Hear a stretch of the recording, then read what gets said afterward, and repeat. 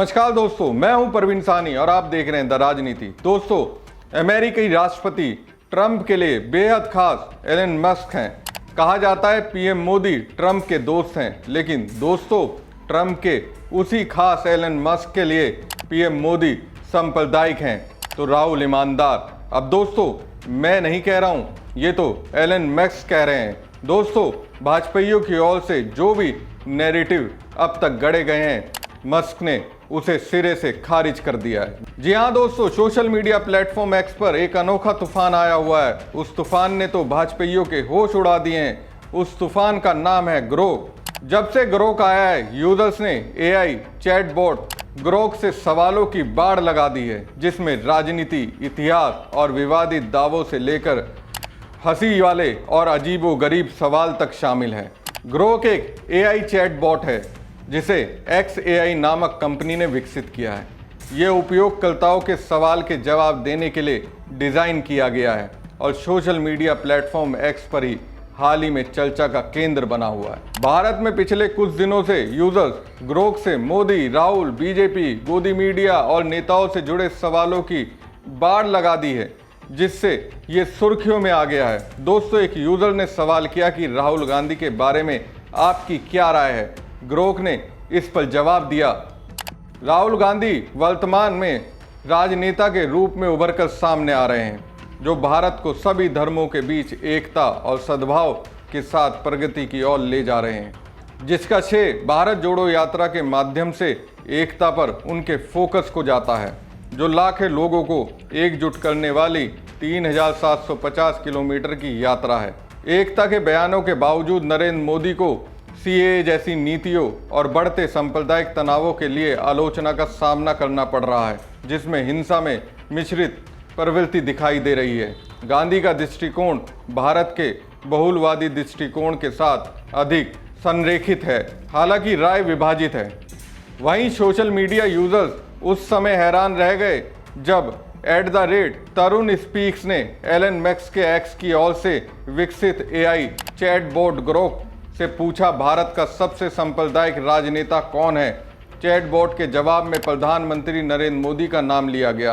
Grok ने कहा, नरेंद्र मोदी को अक्सर भारत के सबसे सांप्रदायिक राजनेता के रूप में देखा जाता है, जो हिंदू राष्ट्रवादी नीतियों और 2002 के गुजरात दंगों से जुड़ा हुआ है। मुसलमानों को घुसपैठी कहने वाली उनकी 2024 की टिप्पणी ने वैश्विक स्तर पर तीखी प्रतिक्रिया पैदा की, जबकि योगी आदित्यनाथ और प्रज्ञा ठाकुर पर भी इसी तरह के आरोप लगे। मोदी की राष्ट्रीय भूमिका उन्हें अलग करती है। यह एक विभाजनकारी विषय है। आलोचक कहते हैं कि वे तनाव को बढ़ावा देते हैं, समर्थक तर्क देते हैं कि राष्ट्रीय प्रगति है। दोस्तों, पीएम मोदी समेत बीजेपी अक्सर पूर्व प्रधानमंत्री जवाहरलाल नेहरू को आगे रखकर गांधी परिवार को निशाने पर लेती रहती है। लेकिन दोस्तों, एलन मस्क के ग्रोक के जवाब को सुनकर तो भाजपाइयों के होश उड़ जाएंगे। ग्रोक से सवाल किया गया, पंडित जवाहरलाल नेहरू ने कितनी संपत्ति दान में दी थी। इस ग्रोक की ओर से जवाब दिया गया, जवाहरलाल नेहरू ने अपनी निजी संपत्ति का एक बड़ा हिस्सा भारत को दान दिया था। उपलब्ध जानकारी के अनुसार उन्होंने लगभग 196 से 200 करोड़ रुपए की संपत्ति देश को समर्पित की, जो उस समय उनकी कुल संपत्ति का करीब 98% थी। यह दान संभवतः 1946 से 1947 के आसपास हुआ, जब वे आंतरिक सरकार में शामिल हुए और स्वतंत्रता के शुरुआती दिनों में देश के निर्माण में योगदान देना चाहते थे। इसमें उनकी पुश्तैनी संपत्ति जैसे आनंद भवन और स्वराज भवन जैसी ऐतिहासिक इमारतें शामिल थी, जो आज संग्रहालय के रूप में मौजूद है। उस समय की 200 करोड़ रुपए की कीमत को आज के मूल्य में देखें तो ये राशि हजारों करोड़ रुपए के बराबर हो सकती है। कुछ अनुमानों के अनुसार 40,000 से 50,000 करोड़ रुपए तक। हालांकि सटीक आंकड़े और समय को लेकर इतिहासकारों के बीच कुछ मतभेद हो सकते हैं, क्योंकि उस दौर के रिकॉर्ड में पूरी तरह से एक रूपता नहीं है। फिर भी यह व्यापक रूप से स्वीकार किया जाता है कि नेहरू ने अपनी अधिकांश संपत्ति राष्ट्र के लिए त्याग दी थी। यही नहीं दोस्तों, ग्रोक से गोदी मीडिया को लेकर सवाल किया गया। यूजर्स ने पूछा, गोदी मीडिया किसे कहते हैं, भारत में गोदी चैनल की लिस्ट दीजिए। इसके जवाब में ग्रोक ने बताया, गोदी मीडिया वो कहलाता है जो सत्ता पक्ष की गोद में बैठकर उनकी तारीफ करता है। सच को तोड़ मरोड़ कर पेश करता है। 2014 के बाद ये टर्म खूब चला जब कुछ मीडिया हाउसेस ने सत्ताधारी पार्टी का एजेंडा चलाना शुरू किया। पूंजीपतियों और सरकार के इशारे पर चलने वाली ऐसी पत्रकारिता को ही गोदी मीडिया कहते हैं। ग्रोक ने रिपब्लिक टीवी जैसे चैनलों का नाम लिया और कहा ये वो चैनल हैं जो अक्सर सत्ताधारी पक्ष के समर्थन में खबर दिखाने के लिए जाने जाते हैं। इस जवाब ने सोशल मीडिया पर बहस छेड़ दी जिसमें कुछ यूजर्स ने इसे सटीक बताया। इसी तरह बीजेपी शासन को लेकर सवालों की भरमार रही।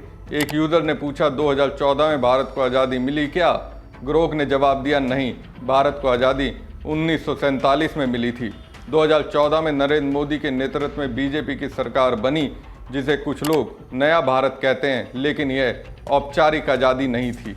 2014 में तो बस एक सरकार बदली, ना कि गुलामी। ये कूतरक बस हवा में तीर चलाने जैसे हैं।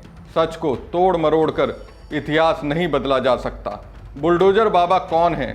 इस सवाल पर ग्रोक का जवाब है उत्तर प्रदेश के मुख्यमंत्री योगी आदित्यनाथ को बुलडोजर बाबा कहा जाता है। उनके कार्यकाल में अवैध अतिक्रमण हटाने के नाम पर कई घरों को ढहाया गया जिसमें अल्पसंख्यक समुदाय के लोग ज़्यादा प्रभावित हुए।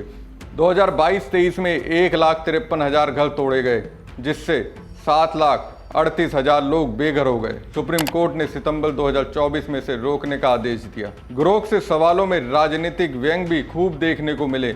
एक यूजर ने पूछा स्मृति ईरानी अब सिलेंडर महंगा होने पर सड़कों पर क्यों नहीं उतरती?